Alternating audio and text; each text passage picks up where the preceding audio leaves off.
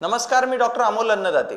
सध्या महाराष्ट्र राज्यामध्ये तसेच भारताच्या इतर प्रांतांमध्येही गालफुगी, ज्याला आपण गलगुंड म्हणतो किंवा वैद्यकीय भाषेमध्ये मम्स असं म्हणतो, याची मोठ्या प्रमाणावर साथ सुरू आहे।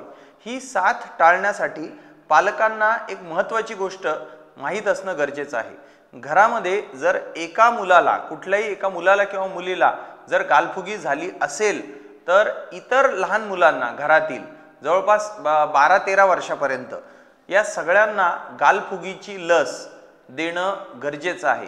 ही लस, गालफुगीची लस एक सिंगल अशी गालफुगीची लस म्हणून मिळत नाही, तर गोवर आणि रुबेला अशी MMR नावाने ही लस तुम्हाला बालरोग तज्ञांकडे मिळू शकते। ही लस अजून सरकारी दवाखान्यामध्ये मिळत नाही। ही लस घरात एका मुलाला जर झाली असेल तर इतरांना देणं का गरजेचं आहे ते समजून घ्या।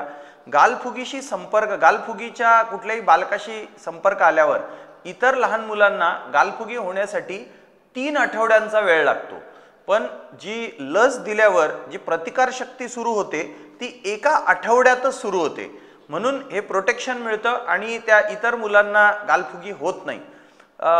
एकदा गालफुगी झाल्यावर परत गालफुगी होत नसली तरीही गालफुगीच्या लसीमुळे जी प्रतिकार शक्ती मिळते ती गालफुगीच्या आजारामुळे मिळणाऱ्या प्रतिकार शक्तीपेक्षा जास्त असते।